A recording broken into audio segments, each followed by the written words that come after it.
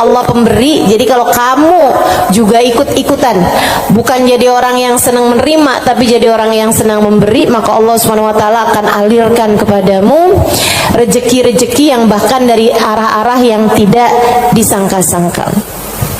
Saudaraku sekalian yang saya muliakan, Bapak Maryam pernah bilang, Halimah jangan takut ngasih. Nak, jangan takut ngasih. Allah itu seringkali ketika kamu ngasihnya banyak, Allah juga ngasihnya banyak. Ketika Allah melihat kamu jalur keluar duitnya itu banyak, Allah juga bakalan ngasih itu buat memenuhi jalur keluarnya uang tersebut gitu.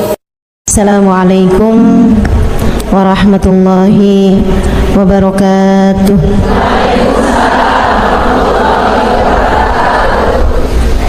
Alhamdulillah, wassalatu wassalamu ala rasulillah Muhammad ibn Abdillah wa ala alihi wa sahbihi wa man wala.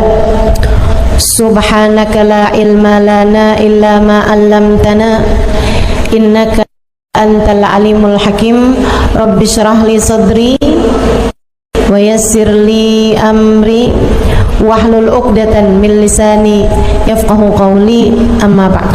Baik, sebelum kita mulai, kita akan baca niat belajar bersama-sama. Mudah-mudahan ilmunya nanti sekali lagi jadi ilmu yang manfaat buat kita sekalian. Bismillahirrahmanirrahim. Nawaitu ta'allum wa ta'lim wan naf'a wal intifa' wal mudzakarah wat tadhkir wal ifadah wal istifadah wal hidza 'ala tamassuk bi kitabillah wa sunnati rasulillah sallallahu alaihi wa alihi wasallam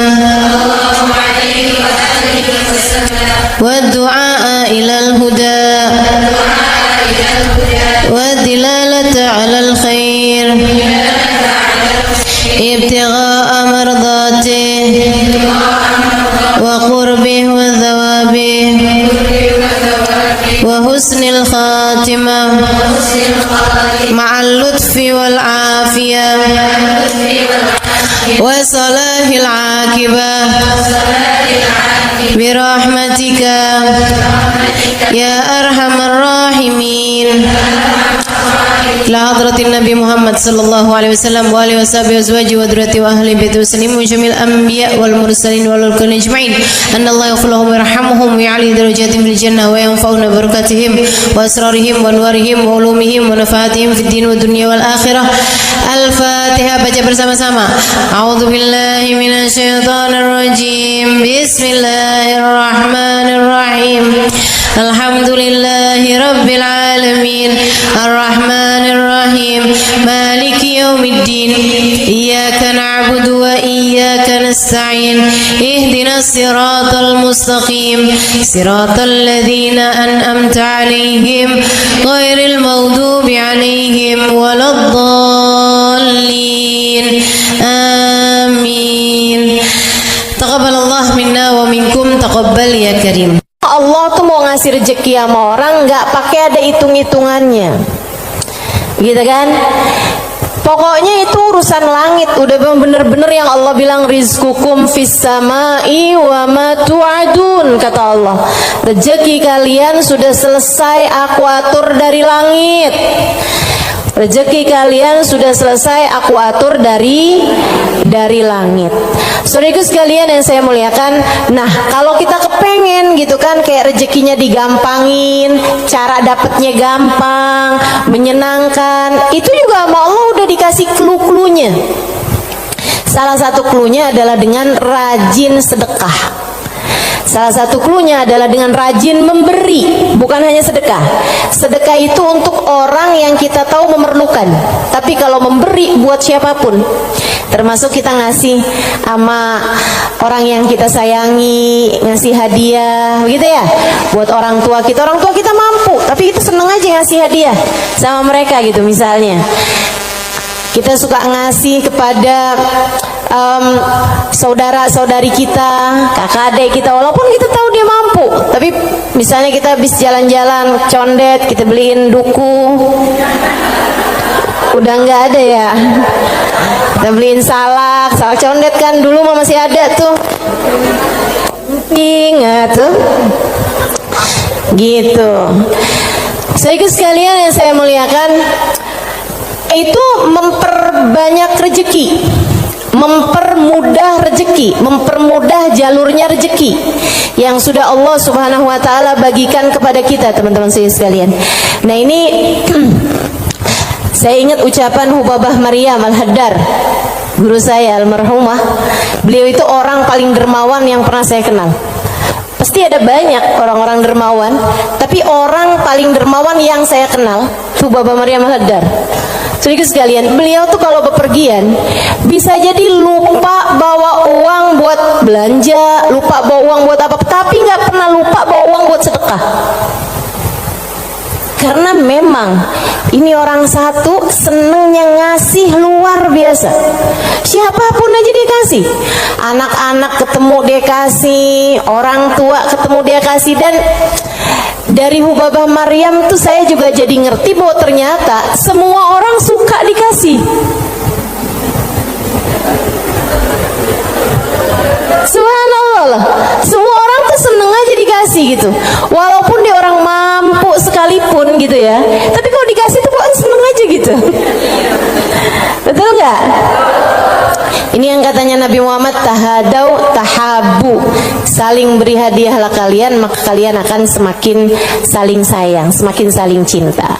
Makanya para ibu mesti yang besar hati buat selalu bisa ngasih sama anak-anaknya, para istri ngasih buat suaminya, begitu kan ya, saudara ngasih buat saudaranya, dan seterusnya gitu. Itu memang adalah bagian dari kita pengen cari ridha Allah SWT. Irhamukillah, dengan cara memberi tersebut itu ya, ngambil sifatnya Allah SWT. Allah tuh mu'ti, Allah pemberi. Jadi kalau kamu juga ikut-ikutan, bukan jadi orang yang senang menerima, tapi jadi orang yang senang memberi, maka Allah SWT akan alirkan kepadamu rezeki-rezeki yang bahkan dari arah-arah yang tidak disangka-sangka. Saudara sekalian yang saya muliakan, Hubabah Maryam pernah bilang, Halimah jangan takut ngasih. Nak, jangan takut ngasih. Allah itu seringkali ketika kamu ngasihnya banyak, Allah juga ngasihnya banyak. Ketika Allah ngelihat kamu jalur keluar duitnya itu banyak, Allah juga bakalan ngasih itu buat memenuhi jalur keluarnya uang tersebut gitu. Atau Bapak kayak begitu, jangan takut buat ngasih. Nah, jangan takut buat ngasih. Subhanallah, itu sering saya inget-ingetin tuh, jangan takut buat ngasih, jangan takut buat ngasih. Kadang-kadang tuh orang punya banyak aja, kalau mau keluarin duit tuh kayak disuruh keluarin separuh nyawa gitu, penuh perhitungan ya. Makanya ada satu cerita, salah satu dari habaib teriak-teriak manggil anaknya. Misalnya anaknya namanya siapa?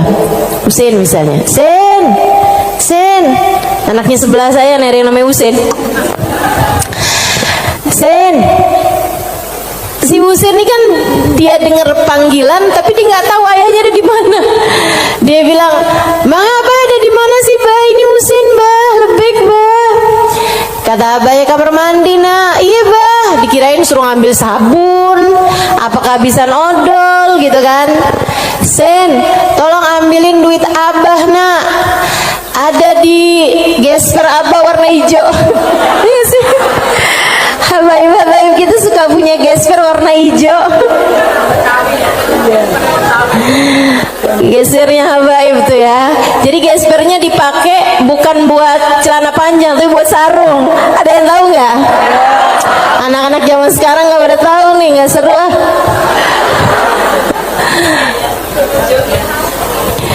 Dia bilang, ambilin duit Abah nak, kasihin kepada keluarga fakir miskin di jalan apa gitu, disebutin nama dia. Dikerjain sama anaknya saat itu juga, diambil uangnya kemudian diserahkan kepada keluarga yang dimaksudkan sama abahnya. Habis dia pulang, dia bilang sama abahnya, "Bah, abah kenapa sih bah sampai repot-repot lagi di kamar mandi, bukan nunggu aja ntar keluar?" Abahnya bilang, "Nak, kalau keluar setannya lain lagi." Emang sedekah tuh kalau nggak cepet-cepet dikeluarin lain lagi tuh. Coba aja kamu lihat orang nih, ya ampun kesian banget mau ngasih, nih kayaknya 100.000 deh misalnya gitu. Kita inget nih dompet kita ada 100 ribuan gitu kan, pas kita buka dompet, tapi banyak juga loh orang kayak gitu, 50.000 aja apa ya gitu. Kelihatan ada duit yang hijau 20 ribuan, terakhir keluarnya berapa? 5.000. Ada yang pernah begitu? Mana orangnya? Saya. Urusan sedekah luar biasa. Kalau nggak cepet-cepet dikerjain, luar biasa setannya teman-teman sekalian. Makanya mudah-mudahan Allah Subhanahu wa taala selamatkan kita dari segala sifat pelit-pelit ini nih. Baik itu yang namanya syuh ini udah pelit yang banget pelitnya, ataupun bakhil orangnya ya. Kalau yang tadi atas syuh orangnya namanya syahih. Kalau yang kedua nih bakhil, yaitu orang yang pelit sama apa yang dia punya, ama yang jadi miliknya dia mau ngeluarinnya tuh penuh dengan perhitungan. Dan gayahnya, puncaknya orang pelit yang kayak beginian nih, puncaknya pelit adalah dia sampai berusaha untuk bisa yang wajib-wajib pun jadi nggak wajib. Gimana caranya gitu? Kayak bayar zakat gitu kan, mikir-mikir mau bayar zakat harta 2,5% dari harta kita di akhir tahun. Itu kan kalau mau dicari-cariin jalannya biar nggak keluar zakat, bisa teman-teman, bisa. Terutama nih orang-orang kayak saya nih, belajar fikih kelamaan, belajar fikihnya lama, saya tahu persis cara mengelabui hukum Islam. Tetapi teman-teman saudaraku sekalian, ilmu ini walaupun saya mengetahuinya, saya tidak akan mengamalkannya buat diri saya pun juga buat orang lain. Kenapa gitu? Kamu sedang mengelabui siapa? Bukankah Allah Maha tahu segalanya? Kamu mau nih gimana caranya biar duit saya nih nggak saya zakatin? Oh, kamu begini, misalnya gitu ya. Sekedar dirubah bentuk duitnya itu, jadi tanah, jadi rumah, kan zakatnya setahun lagi. Bisa aja kayak begitu. Akan tetapi teman-teman saudaraku sekalian, sekali lagi ini pengelabuhan urusan dunia. Tapi kalau urusan di hadapan Allah Subhanahu wa taala, Allah tahu segalanya. Allah paham niatmu, mau deket haul, mau deket waktunya wajib mengeluarkan zakat, kamu beli tanah biar duit kamu berubah jadi tanah untuk menghindarkan kewajiban zakat. Allah paham betul urusan apa yang ada di dalam hatimu itu. Jadi janganlah sok-sokan cari-cari. Mungkin ada pendapat lain yang bikin ini jadi nggak wajib, misalnya gitu kan. Ada aja, bisa aja teman-teman saudara sekalian. Orang yang belajar fikih bertahun-tahun itu akan ngerti caranya hal-hal yang seperti itu. Tapi tentu saja kita tidak akan mengamalkannya, sebab yang kita cari bukanlah pandangan manusia, yang kita cari bukanlah hukum dunia, akan tetapi yang kita cari adalah yang di sisi Allah Subhanahu wa ta'ala. Saya jadi ingat sama Syaiban. Ini yang dianggap sama Imam Syafi'i sebagai salah satu guru-gurunya Imam Syafi'i.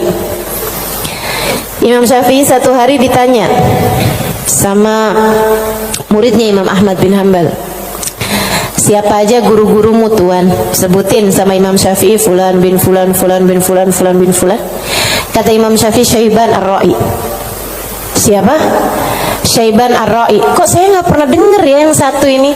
Imam Syafi'i itu orang pinter, saudaraku sekalian, sangat pinter. Nih saya ceritain kecerdasan, kepandaian Imam Syafi'i. Imam Syafi'i itu kalau mau ngafal halaman 276, 277-nya ditutup dulu. Kenapa gitu? Karena kalau saya kelihatan suka ikutan masuk juga. Kecerdasan jenis apa itu coba? Ini kayaknya udah tingkat langit ke-7 nih cerdasnya nih. Itu bisa-bisanya gitu. Saya kalau mau ngafalin halaman misalnya 276, saya baca berulang-ulang, itu pun juga masih belum apal-apal gitu kan. Besokannya lagi saya ulang lagi, besokannya lagi saya ulang lagi juga gitu. Karena kalau nggak diulang-ulang ntar kayak suka gampang lupa sih. Sedikit sekalian yang saya muliakan, ini buat ibu-ibu sih kayaknya nggak relate deh. Kita nih kadang-kadang baca surat Al-Kafirun aja bu, ujungnya nggak ke bawah-bawah. Bismillahirrahmanirrahim. Qul ya ayyuhal kafirun la a'budu ma ta'budun wa la antum a'biduna ma a'bud wa la ana a'budu ma abattum wa la antum a'biduna ma a'bud wa la ana a'budu ma abattum wa la antum. Mana dia nih ujungnya nggak kena-kena. Imam Syafi'i hafal Quran di usia 7 tahun seperti kita hafal surat Al-Fatihah sekarang. Kita hafal surat Al-Fatihah kan nggak kebalik-balik tuh. Apal aja biar sambil goreng, sambil apa aja yang namanya Fatihah mah nggak pernah keliru ya bu ya. Nah itu Imam Syafi'i hafal Al-Quran 30 juz kayak kita hafal surat Al-Fatihah sekarang. Itu disampaikan oleh guru kami Sayyidil Habib Umar bin Hafid. Teman-teman sekalian, gimana enggak tuh Imam Syafi'i itu belajarnya kayak gitu tuh modelannya tuh. Dulu Imam Syafi'i itu orang sangat nggak punya teman-teman. Imam Syafi'i itu duduk di majelisnya Imam Malik. Itu beliau pertama hadir duduknya di luar aja, nggak dicatat, dengerin aja. Karena nggak istilah katanya nggak ikutan bayar sekolahnya, jadi dia di luar gitu kan. Satu waktu habis selesai murid-murid pada keluar, gurunya nih ngeliatin si anak ini dipanggil sama gurunya gitu. Terus tanyain, belum Imam Malik ini ya, gurunya yang masih awal, masih dasar. Tanyain gitu, "Nak, tadi apa yang saya terangkan?" Dia bisa ngulangin semua yang diterangin sama gurunya 100%. Habis itu gurunya bilang, "Nak, kenapa kamu nggak duduk di kelas saya?" Dia bilang, "Karena saya nggak ikutan bayaran." "Nggak apa-apa, duduklah nak di kelas saya akan berbangga dengan kamu bisa duduk di kelas saya." Dah tuh Imam Syafi'i. Kalau mau ngafalin halaman sebelah, halaman yang sesudahnya tuh ditutup dulu sama beliau, karena gampang banget masuk, asal kelihatan kelebetan udah langsung masuk. Kecerdasan yang luar biasa teman-teman saudaraku sekalian yang saya muliakan. Nah ini satu waktu ditanya sama muridnya Imam Ahmad bin Hambal, "Guru-gurumu siapa aja tuan?" Sampein si ini. Kenal, rata-rata Imam Ahmad bin Hambal kenal, mereka adalah ulama-ulama pada masa tersebut gitu, yang disebut sama Imam Syafi'i, Syaiban Ar-Ra'i. Baru nggak kenal. Siapa tuh Syaiban Ar-Ra'i? Ra'i dia bilang, kata Imam Syafi'i, tukang gembala kambing. Penasaran, pengen dong kenal. Oh iya, nanti saya akan ajak kamu. Satu hari diajak nih sama Imam Syafi'i, Imam Ahmad bin Hambal diajakin pergi ke tempatnya Syaiban Ar-Ra'i. Di mana diajakinnya? Di tempat gembalaan kambing. Sambilan tuh kambing digembala, Syaiban sholat. Kambingnya semua makan rumput, dianya sholat. Habis saya sholat, di Imam Syafi'i sama Imam Ahmad bin Hambal duduk di situ. Assalamualaikum warahmatullahi wabarakatuh ya Syaiban. Waalaikumsalam warahmatullahi wabarakatuh. Syaiban, saya nih datang kemari nih, katanya Imam Ahmad bin Hambal, karena Imam Syafi'i waktu saya tanya salah satu gurunya, dia menyebutkan dirimu, wahai Syaiban. Emang Syafi'i ini ada-ada aja. Tawadu kan, bukan yang ya gitulah saya. Walaupun saya kelihatannya penggembala kambing ya, tapi jangan remehkan. Saya gurunya Imam Syafi'i, nggak gitu. Dia bilang, Imam Syafi'i ini emang ada-ada aja. Bagaimana mungkin penggembala kambing seperti saya jadi gurunya Imam Syafi'i? Kata Imam Syafi'i, Syaiban, saya datang kemari ini mau bertanya beberapa permasalahan. Oh iya, boleh. Apa pertanyaanmu? Yang pertama, kami mau tanya kepadamu urusan sholat. Kalau kamu nih ngerjain sholat, terus kamu lupa, Syaiban, ini udah 2 rakaat apa baru 1 rakaat ya? Apa yang harus kamu lakukan, wahai Syaiban? Syaiban jawab, ala madhabina au ala madhabikum. Sesuai madhab kalian atau sesuai madhab saya? Oh, Syaiban punya madhab. Maaf, Syaiban punya madhab. Katanya Imam Syafi'i, memang ada 2 madhab nih dalam masalah ini? Iya, tentu saja. Madhab kalian selalu berbeda dengan madhab saya. Oh, boleh kami tahu kalau sesuai dengan madhab kami gimana, Syaiban? Kalau madhab kalian, kalau lupa berapa rakaat sholat, ngambil rakaat yang sedikit, kemudian sesudahnya sujud sahwi. Iya benar, kata Imam Syafi'i, benar. Begitu memang yang disampaikan oleh baginda kita Nabi besar Muhammad sallallahu alaihi wasallam. Kalau madhab kalian gimana, Syaiban? Kata Syaiban, kalau madhab kami, madhab ahli tasawuf, madhab hamba-hamba dekat dengan Allah Subhanahu wa ta'ala, madhabnya para wali lah boleh dibilang. Dia bilang, kalau kami sholat menghadap Allah tapi kami sampai lupa berapa rakaat kami menghadap kepadanya, artinya kan pikirannya kemana-mana. Dia adalah orang yang sudah kurang ajar kepada Allah. Dia harus dihukum dengan puasa setahun dan qiyamul lail setahun. Itu hukuman buat orang, itu pelajaran buat orang yang bisa sampai lupa ngadep sama Allah Subhanahu wa ta'ala. Ada yang mau ikutan madhabnya Syaiban?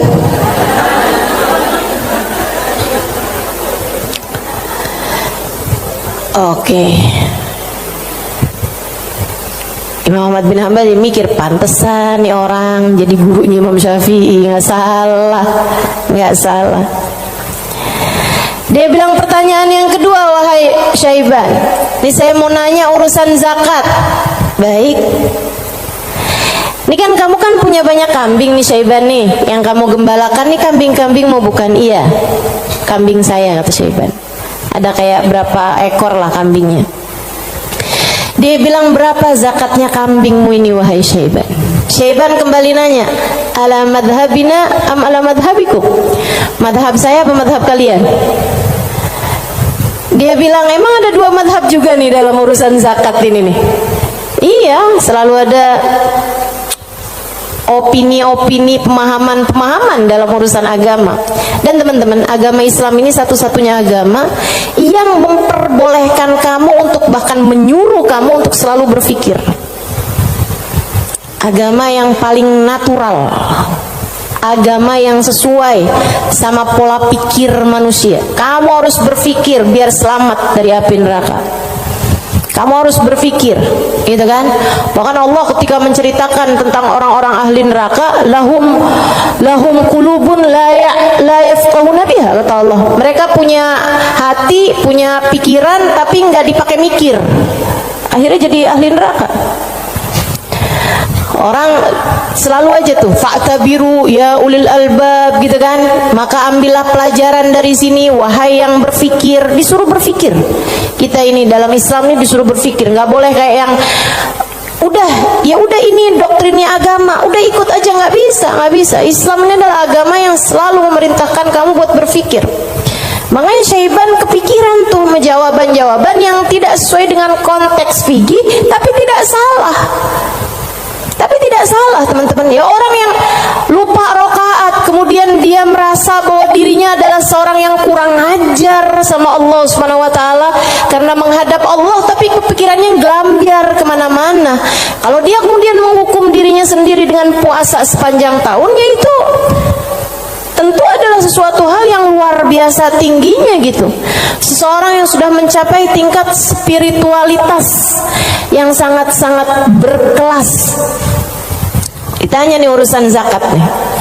Berapa zakatnya wahai Syaiban? Katanya Syaiban, ala madhabina am ala madhabikum? Sesuai dengan madhab kalian apa sesuai dengan madhab saya?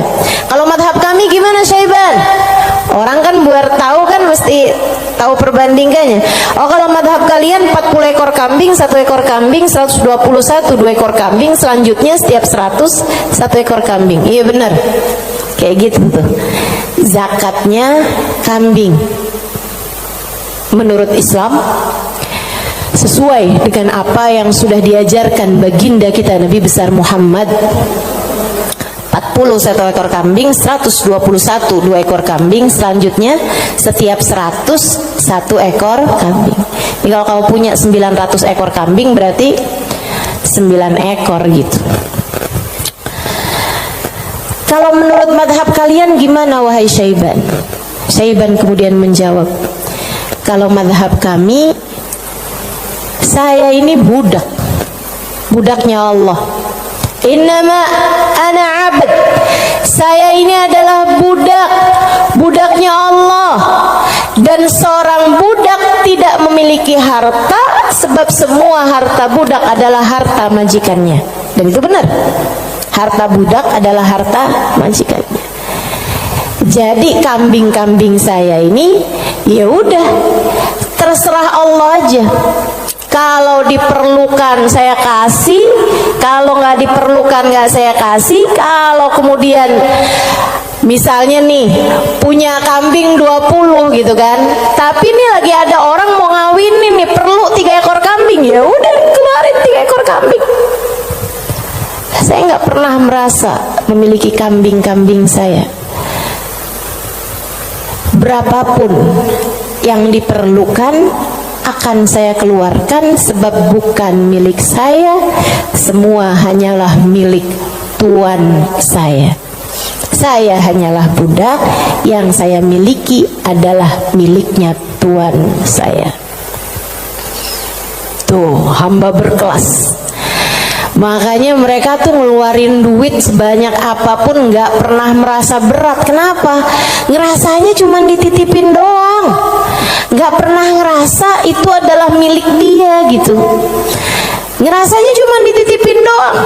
Makanya sedekahnya gede-gede teman-teman, berjuang dengan hartanya tuh besar-besar. Dan saya ketemu orang-orang semacam itu, punya duit berapa dikeluarin segitu-gitunya tuh. Itu ketemu orang-orang yang seperti itu gitu. Masya Allah, Masya Allah. Mudah-mudahan Allah angkat kepelitan dalam diri kita, insya Allah.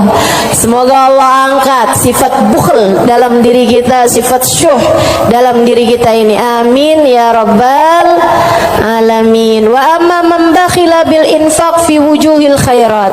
Adapun orang-orang yang pelit dalam menafkahkan hartanya pada jalan-jalan kebaikan, wa taraikir kurubat, dan arah-arah gurubat, arah-arah ibadah. Maksudnya kalau disuruh keluarin hartanya buat yang lain misalnya gitu ya, dia ngawinin anaknya, wuduh jor-joran tuh. Tapi kalau giliran suruh nyumbang, itulah ya, dia punya hartanya banyak nih. Kalau misalnya duitnya itu mau dipakai buat bikinin pesta, bahkan sekedar pesta ulang tahun yang tiap tahun tuh keulang, gitu ya, itu dia akan kerjain gitu kan. Ulang tahun ulang tahun perkawinan ulang tahun anaknya, ulang tahun cucunya, dia keluarin hartanya gampang banget gitu. Tapi giliran bikin maulid dong, ini kan lagi bulan maulid, udah banyak kok yang bikin maulid. Ya kalau gitu nyumbang deh buat orang yang bikin maulid, udah banyak yang nyumbang buat bikin maulid gitu. Jadi kalau urusannya yang kebaikan-kebaikan gitu kan, tuh ada pondok pesantren tuh lagi susah, oh ya udah deh ntar aneh sampein deh sama orang itu tuh, orang itu kaya tuh, banyak tuh duitnya tuh. Dia lupa kalau duitnya juga banyak. Ada orang-orang yang kalau jalan-jalan yang lain dia royal, dia biasa aja gitu, ngeluarinnya nggak berat.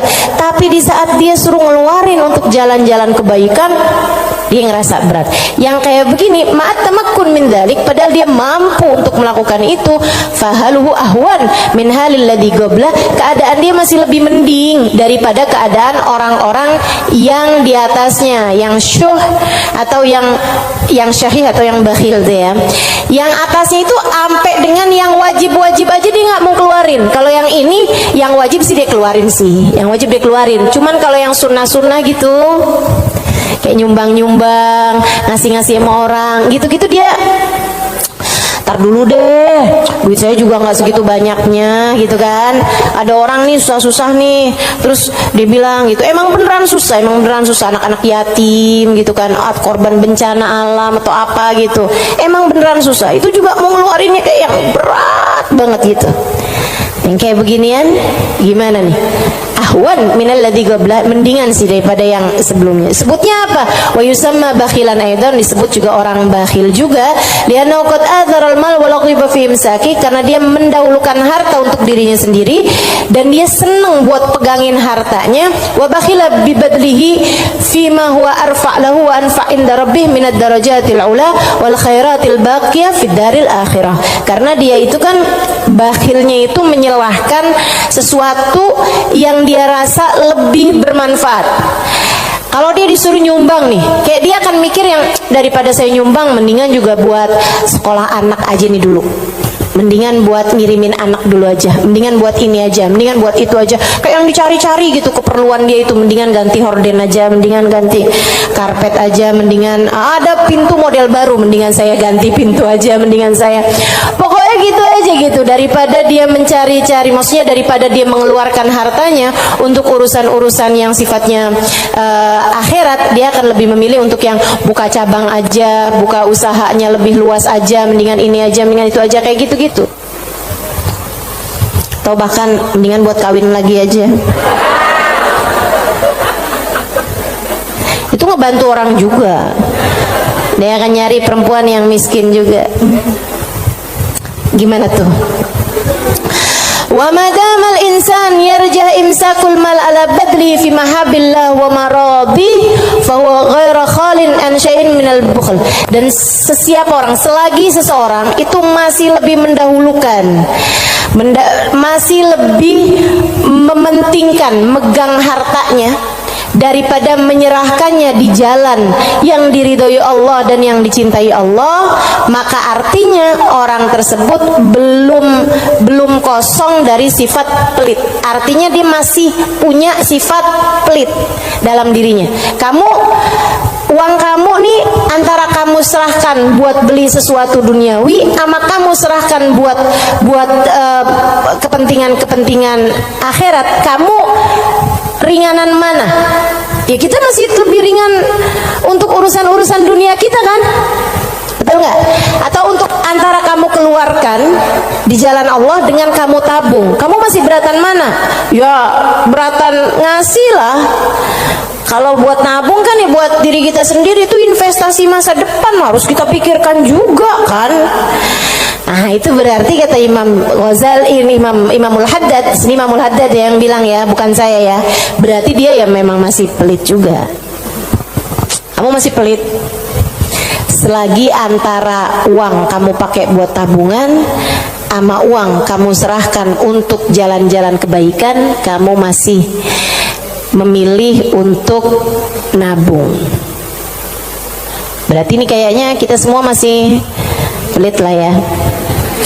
Udah kita sepakatin aja dah, masih pelit semuanya. Ya Allah, ya Allah. Makanya masih harus terus-terusan berdoa, Allahumma inni a'udzubika minal ajzi wal kasal wa'ud. Allahumma inni a'udzubika minal hammi wal hazan wa a'udzubika minal ajzi wal kasal wa a'udzubika minal jubni wal bukhl wa a'udzubika min ghalabatid dain wa qahrir rijal.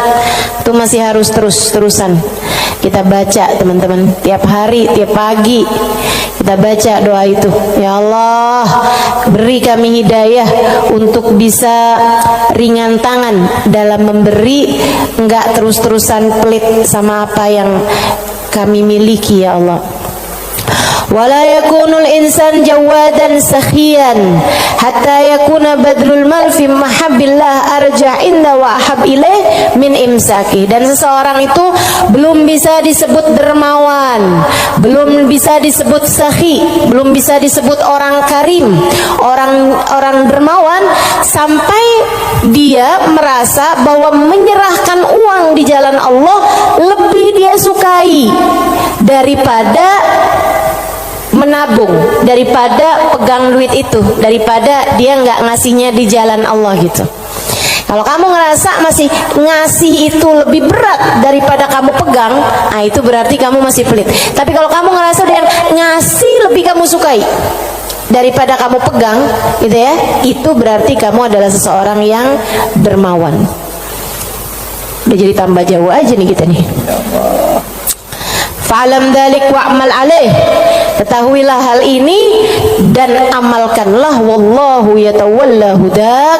Semoga Allah Subhanahu wa taala memberikan petunjuk kepadamu. Amin ya rabbal alamin. Wa minal muhlikat, dan salah satu dari sifat-sifat yang dapat menghancurkan seseorang, salah satu dari sifat-sifat penghancur amal ibadah seseorang, salah satu dari sifat-sifat yang dapat meluluh lantakkan dirimu, menurunkan nilaimu di mata Allah Subhanahu wa taala adalah al-ghurur, sifat ghurur, tertipu. Apa tuh tertipu? Wa makna, arti tertipu adalah an yulabbisul insan ala nafsih. Dia bikin samar kepada dirinya sendiri, wa yuriyahal umur ala khilafi ma hiya alaih. Dia memperlihatkan kepada nafasnya, kepada dirinya, ala khilafi ma hiya alaih, tidak sesuai dengan fakta yang ada. Wadhalik lidu'fi basiratihi 'ala din, dan yang seperti ini adalah karena lemahnya pemahamannya, basirahnya. Basirah itu pandangan hati, lemahnya pandangan hati dia fiddin, dalam urusan agama, wa qillati ma'rifatihi bihaqaiqi, dan sedikitnya pengetahuan dia dengan hakikat-hakikatnya agama, walijahlihi li afatil a'mal wa mawaqa'idi syaitan, dan karena yarhamukillah banyak bener sih, ada gak? Walijahlihi, dan karena ketidakfahaman dia biafatil a'mal, dengan penyakit-penyakitnya amal, wa makaidi syaitan, dan tipu dayanya syaitan, wali ghalabati hawa nafs alaih, dan karena menangnya hawa nafsu menghadapi dia, wa rukunihi ila amaniha wa khuda'iha, dan karena tenangnya dia dengan angan-angannya dirinya sendiri serta tipu dayanya dirinya sendiri. Waqad qala Allah taala, dan Allah Subhanahu wa taala telah menyampaikan, muhadziran li ibadihi minal ghurur, memberi peringatan kepada hamba-hambanya tentang bahayanya ketertipuan ini. Kata Allah Subhanahu wa taala, ya ayyuhan nas inna wa'dallahi haq, wahai sekalian manusia, sesungguhnya janji Allah itu benar. Fala taghurranakumul hayatud dunya, janganlah kehidupan dunia menipu kalian, wala taghurrannakum wala yaghurrannakum billahil ghurur, dan janganlah ghurur, tipu daya, menipu kalian dari Allah Subhanahu wa taala. Wa qala ta'ala fi wasfi ba'dil mughtarrin, dan Allah Subhanahu wa taala telah mensifati sifatnya orang-orang yang tertipu dengan firman Allah Subhanahu wa taala dalam akhir surat Al-Kahfi, alladzina dhalla sa'yuhum fil hayatid dunya wa hum yahsabuna annahum yuhsinuna sun'a. Mereka adalah orang-orang yang sesat jalan mereka di dunia, akan tetapi mereka menyangka bahwasanya mereka telah berbuat banyak kebaikan-kebaikan dunia. Banyak banget nih.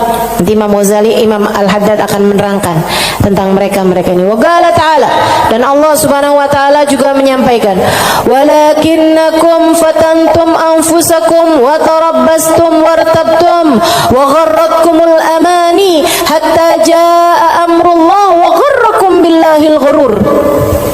Ini ayat sebelumnya sangat indah sekali nih teman-teman. Sebentar saya akan bukakan. Kata Allah Subhanahu wa taala, "Walakinnakum fatantum anfusakum." Akan tetapi kalian telah menipu diri-diri kalian sendiri. Wa tarabbastum, dan kalian menunda-nunda. Wartabtum, dan kalian merasa ragu. Wa gharratkumul amani, dan kalian tertipu dengan angan-angan kalian sendiri. Hatta ja'a amrullah, sampai datang ajal menjemput kalian. Wa gharrakum billahil gharur, dan kalian telah tertipu, dan tipu daya telah menipu kalian dari Allah Subhanahu wa taala. Al-Hadid ayat 14. Al-Hadid ayat 14.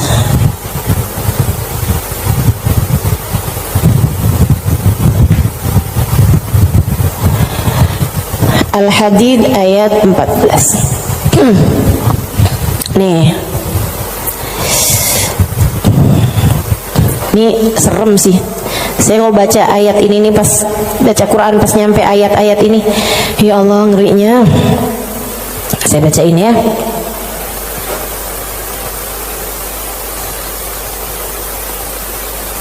Dari mana ya enaknya nih ya? Dari ayat 11 deh. Al-Hadid dari ayat 11. A'udzu billahi minasyaitonir rajim. Man dzalladzi yuqridullaha qardan hasana fayudha'ifahu lahu wa lahu ajrun karim. Kata Allah, siapa di antara kalian yang mau menghutangi Allah? Ini Allah nih dari taunya orang-orang tuh ama hartanya tuh medit banget, pelit banget, sampai Allah bilang, kamu di saat sedekah kamu nggak lagi ngasih buat orang, kamu lagi ngasih hutangan kepadaku, kata Allah. Kamu lagi ngasih tuh, kamu lagi ngasih hutang sama aku, kata Allah. Man dzalladzi yuqridullaha qardan hasana, siapa yang menghutangi Allah dengan hutangan yang bagus. Hutangan yang bagus tuh ada orang miskin dikasih, ya, ada orang yang kepengen sekolah nggak mampu sekolah, kamu sekolahkan. Ada janda-janda yang kepengen usaha nggak punya modal, kamu modalin, gitu kan.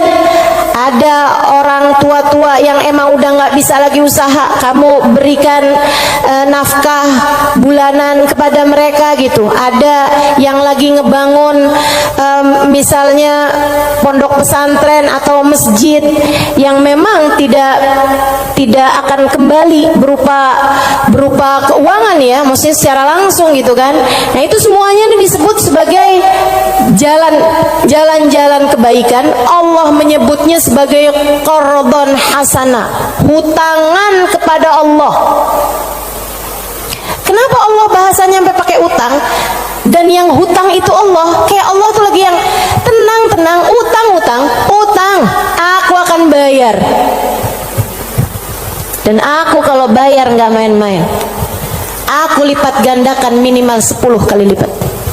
Dan teman-teman, saya sih nggak tertarik sama urusan 10 kali lipat. Kamu sedekah balik 10 kali lipat, saya nggak terlalu tertarik sama itu. Saya tertarik sama sesuatu yang kita nggak bisa beli pakai uang, yang kita nggak bisa beli pakai uang. Itu yang lebih membuat saya tertarik ketika bersedekah. Maksudnya gini nih, kalau misalnya kayak kalau kamu ngasih 100.000, Allah bakal gantikan dengan 1 juta, 10 kali lipat kan. Saya nggak terlalu tertarik sama yang begituan.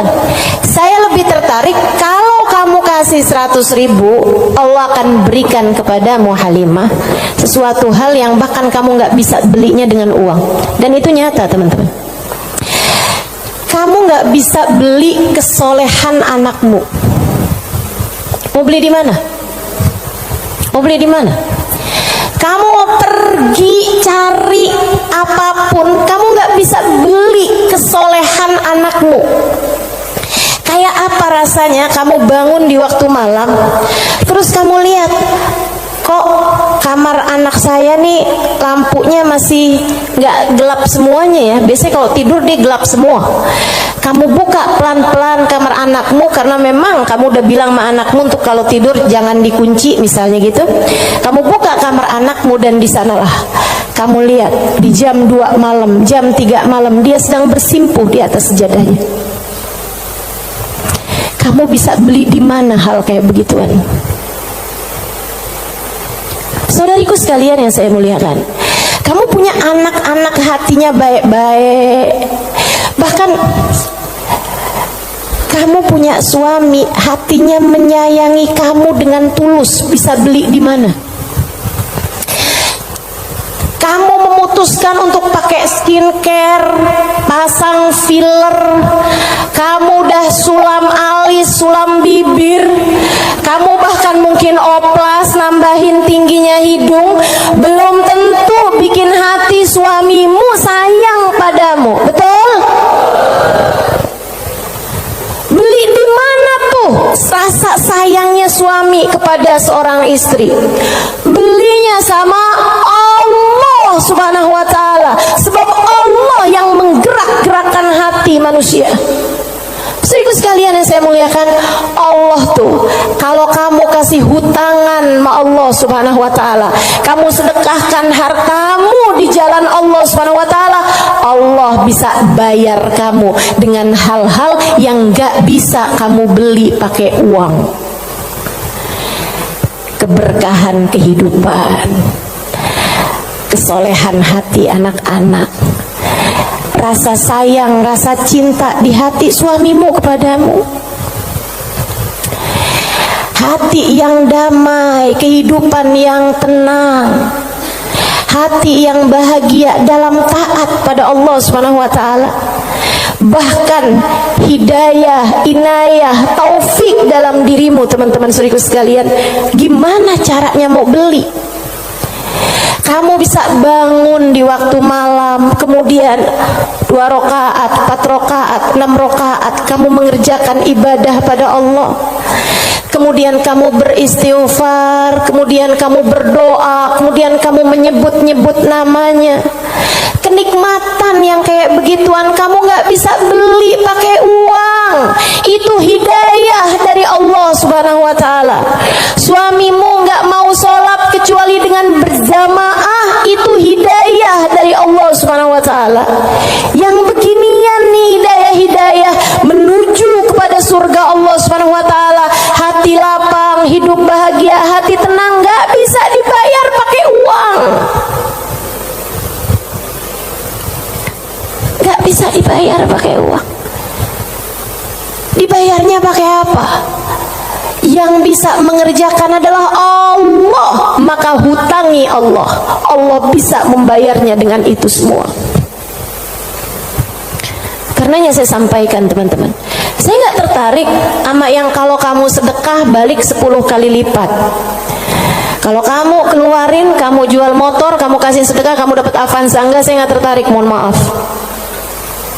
Bukan karena saya nggak tertarik sama pemberian Allah, tapi pemberian Allah yang masih bisa dibeli dengan uang, itu adalah pemberian-pemberian yang tidak berkelas.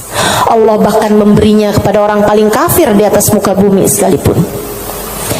Tapi kesolehan hati anak-anakmu, kesolehan hati suamimu, kesolehan dirimu sendiri, Allah kasih hidayah buat kamu bangun di waktu malam membaca beberapa ayat Al-Quran.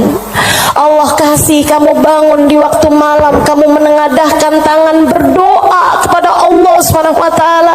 Saat itu Allah, setiap kali kamu memanggil ya Allah, ya Allah, ya Allah, Allah menjawab labbaik ya abdi was'adaik, labbaik wahai hambaku, apa yang kamu mau, apa yang kamu mau, minta apa yang kamu mau. Ampuni dosa-dosa saya ya Allah. Allah bilang labbaik hambaku, aku ampuni dosa-dosamu. Mudahkan saya berbuat kebaikan ya Allah, labbaik hambaku, labbaik hambaku, aku akan memudahkanmu berbuat kebaikan. Kasih saya ilmu yang manfaat ya Allah, labbaik hambaku, aku akan beri padamu ilmu yang manfaat. Saudariku sekalian yang saya muliakan, yang ini nih tidak akan Allah berikan kecuali kepada hamba-hambanya yang Dia cintai. Assalamualaikum warahmatullahi wabarakatuh.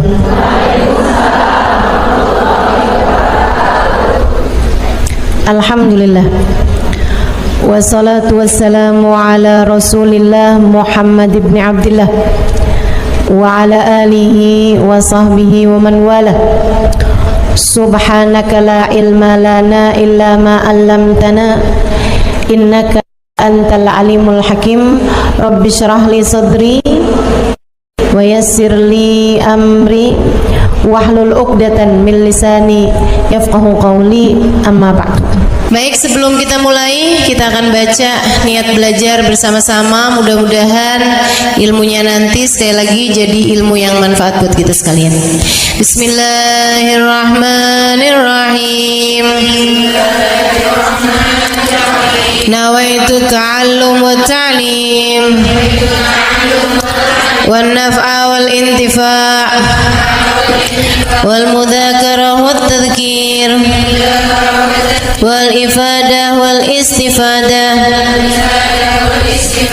wal hidza ala tamassuk bi kitabillah wa sunnati rasulillah sallallahu alaihi wa alihi wa sallam